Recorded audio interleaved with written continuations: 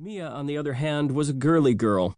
Other girls wanted to hang out with her because she was so cool and pretty and seemed to know the latest trends in fashion, even though her mom still didn't have much money to spend on clothes. She danced on the drill team, took ballet lessons, and had even been out on a date. Her mom had driven her to the mall movie theater and back, but Mia found a secluded moment and made out with the boy. Lonnie felt like she was falling behind Mia.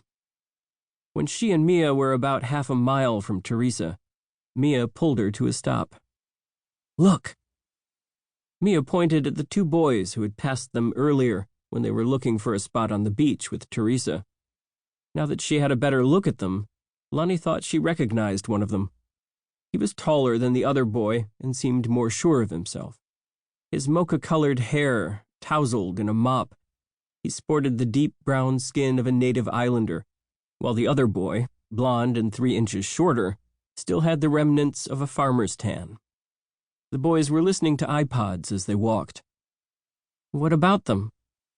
"Let's go say hi," Mia said, pushing Lonnie forward. Lonnie dug her feet into the sand. "No, I don't want to." "Come on, it'll be fun." "But I know one of them." "Really? Which one?" "The one on the left." "The tall one?" "He's cute, but not as cute as the other one. Introduce me." "How?" Lonnie was no good at that kind of thing. "Say my name?" Mia said. "I don't know." "Well, if you want, I'll do the talking. Come on." Lonnie reluctantly went along. They cut in front of the boys, who took out their earbuds when Mia practically stopped them in their tracks.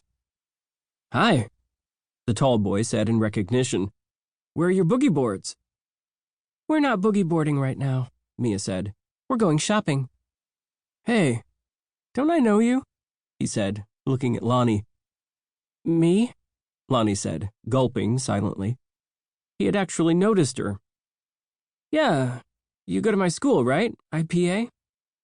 The boy looked different out of his school uniform, but it was definitely him. He was a couple of grades ahead of her at Island Pacific Academy, so she never thought she'd actually meet him, that he'd never be more than a hallway crush.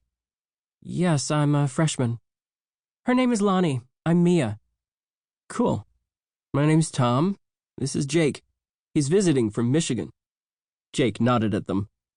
"Hey, we were thinking of heading out onto the water."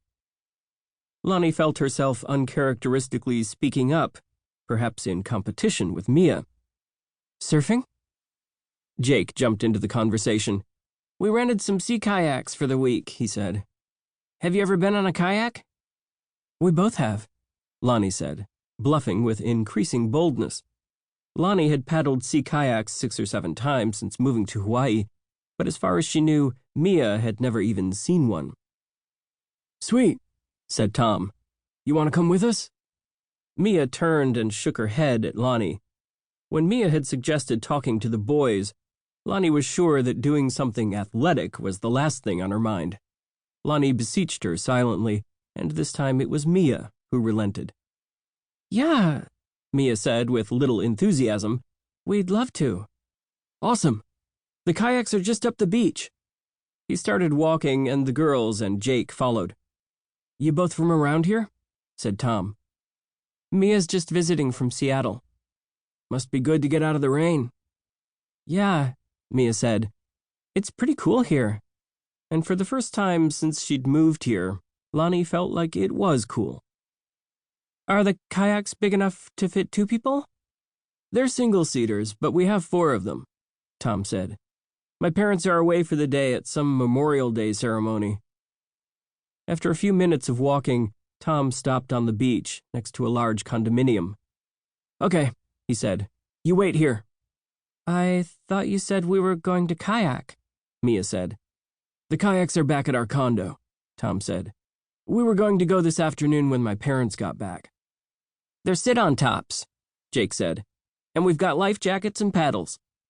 "We'll be back in a minute," Tom said. While Tom and Jake sprinted across the street and disappeared into a parking garage, Lonnie gave Mia a crash course on the kayaks. Instead of enclosing the kayaker inside, like a river kayak, the plastic shell of a sit-on top kayak was molded so that